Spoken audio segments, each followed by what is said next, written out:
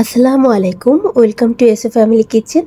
বন্ধুরা, আজকে আমি আপনাদের সাথে শেয়ার করব গরুর মাংসের কালা ভুনার সহজ একটি রেসিপি। এজন্য এখানে আমি গরুর মাংস ভালোভাবে পরিষ্কার করে ধুয়ে নিয়েছি এবং আমি ছোট ছোট সাইজের করে নিয়েছি একটু। তারপরে দিয়ে দিচ্ছি রাঁধুনি রেডিমিক্স কালা ভুনা মশলা। এখানে আমি অর্ধেকটা পরিমাণে দিয়েছি মশলা। তারপর দিয়ে দিচ্ছি আদা রসুন বাটা, আদা রসুন একসঙ্গে বাটা ছিল।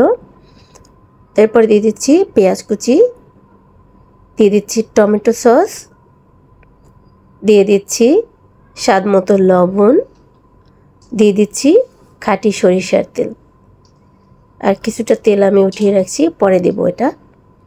এরপরে দিয়ে দিচ্ছি সয়া সস।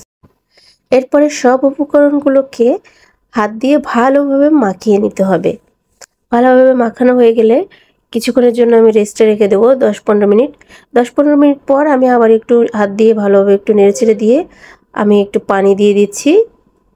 তারপরে এটাকে কুক করার জন্য চুলায় বসিয়ে দিচ্ছি, ঢাকনা দিয়ে ঢেকে দিচ্ছি। এরপরে হাই হিটে জাল দিয়ে দিচ্ছি 5 মিনিটের মতো। 5 মিনিট পর ঢাকনা উঠিয়ে আমি এটাকে একটু নেড়েচেড়ে দিচ্ছি। দেখুন, এটা থেকে পানি ছেড়ে আসছে। এ পর্যায়ে আমি আবারও ঢাকনা দিয়ে ঢেকে কুক করে নেব। মাংসটি ভালোভাবে কষিয়ে নেব। আর মাংসটি ভালোভাবে প্রায় কষানো হয়ে গেছে। তো এ পর্যায়ে আমি রাঁধুনি কালা ভুনার মশলার প্যাকেটে যে আরেকটি ছোট্ট প্যাকেট থাকে, সেই প্যাকেটের মশলাটা দিয়ে দিব। মশলাটা আমি চারিপাশে আস্তে আস্তে ছড়িয়ে দিচ্ছি। ছিটিয়ে দেওয়ার পরে আমি একটু ভালোভাবে নেড়েচেড়ে দিব। এই মশলাটা দেওয়ার পরে চুলার আঁচটা একটু কমিয়ে দিচ্ছি। আমি একটু নেড়েচেড়ে দিচ্ছি। আর এভাবে আপনারা কালা ভুনার মাংস সহজে বাসায় তৈরি করে নিতে পারেন।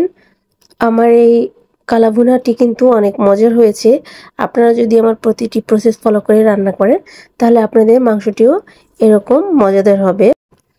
মাংসটি ভালোভাবে কষানো হয়ে গেলে আমি চুলায় নতুন আরেকটি পাত্র দিয়ে দিচ্ছি। এটাতে আমি সরিষার তেল দিয়ে দিচ্ছি। সরিষার তেলটি একটু গরম হয়ে এলে আমি দিয়ে দিব পেঁয়াজ কুচি। পেঁয়াজটাকে আমি একটু ভালো করে ভেজে নেব। আর পেঁয়াজ এবং রসুনের কুচি একই সঙ্গে আমি দিয়েছি।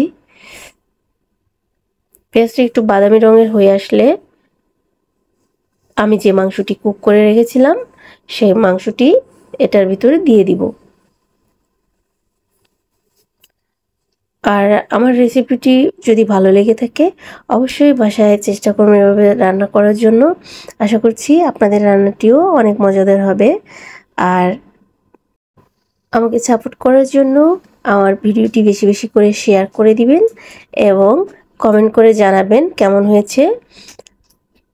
যারা এখনো পর্যন্ত আমার ইউটিউব চ্যানেলটি সাবস্ক্রাইব করেননি, তারা আমার ইউটিউব চ্যানেলটি সাবস্ক্রাইব করে দিবেন। তো এ পর্যায়ে আমি কিছুটা কাঁচা পেঁয়াজ দিয়েছি এবং এটাকে ভালোভাবে নেড়েচেড়ে দিচ্ছি। এভাবে আমি কম আঁচে অনেকক্ষণ নাড়তে থাকবো। তো দেখুন, আমার কালা ভুনা মাংসটি রেডি হয়ে গেছে। এরপরে গরম গরম পরিবেশন করব।